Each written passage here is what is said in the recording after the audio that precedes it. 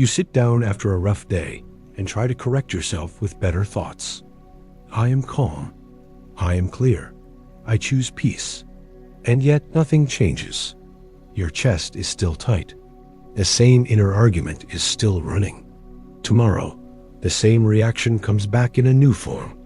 If you keep calling that mental transmutation, you will slowly start mistrusting the work itself.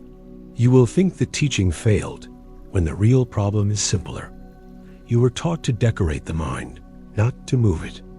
By the end of this video, you'll see what mental transmutation was actually meant to change, why positive language often fails, and what a real shift feels like when it finally begins to happen. Most people hear mental transmutation and imagine better sentences. Replace the dark thought with a bright one. Replace fear with confidence. Replace heaviness with gratitude. But that only works when the thought was the surface. And most of the time, it isn't. Most of the time, the thought is the smoke. The state is the fire. That is the first correction. Mental transmutation is not the art of choosing nicer words. It is the art of changing the pole from which your words, reactions, and perceptions are being generated. That is why two people can say the exact same sentence. I trust, I forgive, I am at peace, and get completely different results. In one person, the phrase lands. In the other, it bounces off the inner wall and leaves them more split than before. Why? Because the sentence was not the state. And when the state remains unchanged, the old thoughts return like iron to a magnet. Here is the image that makes the whole thing plain. You do not warm a room by repeating the word heat. You warm it by changing the degree. That is much closer to what transmutation means. Not verbal replacement. Degree, position, pole.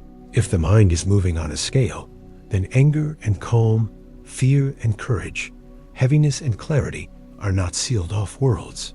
They are different degrees of one continuum. The work is not to lie about where you are. The work is to stop feeding the degree you no longer want to live inside. And this is where many sincere practitioners get trapped. They try to think from the new pole while still inhabiting the old one. They speak peace from within agitation. They speak trust from within contraction. They speak confidence from within inward defeat. Have you ever noticed how exhausting that feels?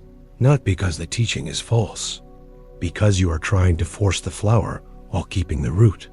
The deeper Hermetic view is more exact than modern optimism. Thought is not just language. It is carried by an inner movement, by a living state, by a subtle charge that organizes attention, body, emotion, and imagination all at once. That is why a passing impression can seize the whole day. Not because it was intellectually convincing, but because it entered a field already prepared to receive it. In older terms, imagination is not fantasy in the weak modern sense. It is formative. It helps give shape to what the inner state is already preparing.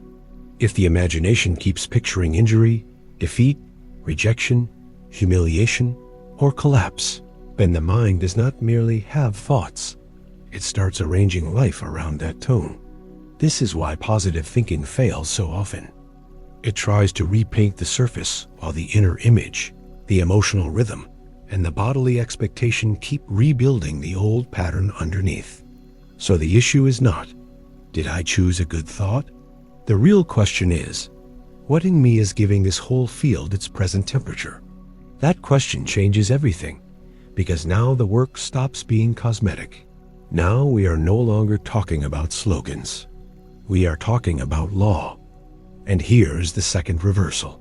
Mental transmutation does not begin when you invent a better thought.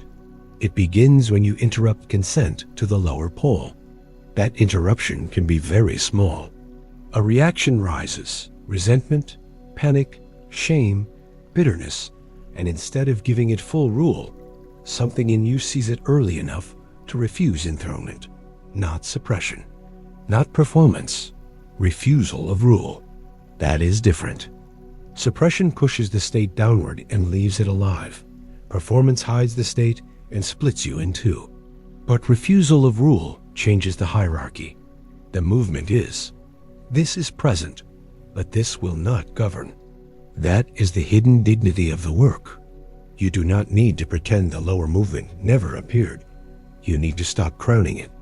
Midway through, that is where we are. Positive thinking tries to improve the content. Mental transmutation changes the governing pole. And what comes next is the part that makes the work practical. How do you recognize a real shift before outer results even change? A real shift usually reveals itself in 3 ways. First, the mind stops echoing with the same force. The old thought may still appear, but it no longer arrives as a command. It arrives as weather passing through a sky that is larger than it. Second, perception reorganizes. The same event no longer means the same thing. A delay is no longer humiliation. A silence is no longer rejection. A mistake is no longer proof that you are broken. The outer scene may be unchanged, but the field reading it has moved. Third, action becomes cleaner. Not bigger, cleaner. You speak without the same charge. You wait without inner collapse. You leave the conversation without replaying it for 2 hours. You go to sleep without carrying the whole day in your teeth. That is transmutation beginning to take hold. Let's make it concrete. Imagine someone speaks to you with contempt. On one pole, the state becomes instant inner combustion. Your mind starts producing its usual material. I need to win this. I need to defend myself. I need to answer now. Hours later, the scene is still alive in you. Then the same kind of moment comes again, but this time something has shifted beforehand. Not the outer person. You. The contempt lands, but it does not occupy the throne. You still see it. You still register it. But you are not inwardly drafted into its rhythm. Your answer, if you give one, comes from a different altitude. That difference is not personality. It is polarity. Or take another example. You wake in the morning with that old heaviness that usually writes the whole day in advance. On the lower pole, the mind begins its familiar script immediately. Nothing will move. I'm behind already. Today will repeat yesterday. Then one morning, the heaviness appears but does not become law. It is present, but it does not get authorship. The whole day is not handed over to it. A different degree holds. That is not being positive. That is mastery beginning. And the beautiful part is this. When you understand the work this way, you stop hating yourself for failing at affirmations. You stop accusing yourself of weak faith because one sentence did not erase a whole inner atmosphere. You stop trying to win by vocabulary alone. And that alone can make a sincere practitioner feel relief. Because now the path becomes more merciful and more exact. You are not asked to fake light. You are asked to recognize what you are feeding. You are not asked to deny the lower movement. You are asked not to live under its government. You are not asked to become unreal. You are asked to become less divisible. So if mental transmutation has felt disappointing to you, take that as good news, not failure. It may simply mean you were aiming at the wrong lever.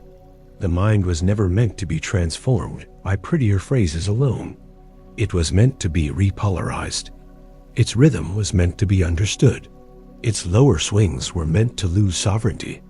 And once that becomes clear, the whole teaching gets cleaner. Mental transmutation isn't positive thinking. It is the lawful movement from one inner degree to another until the thought, the image, the reaction, and the day itself begin to answer to a higher center. If this kind of hermetic clarity helps you, like the video and subscribe. And keep one sentence from this whole teaching. The real change begins when the lower state is no longer allowed to rule.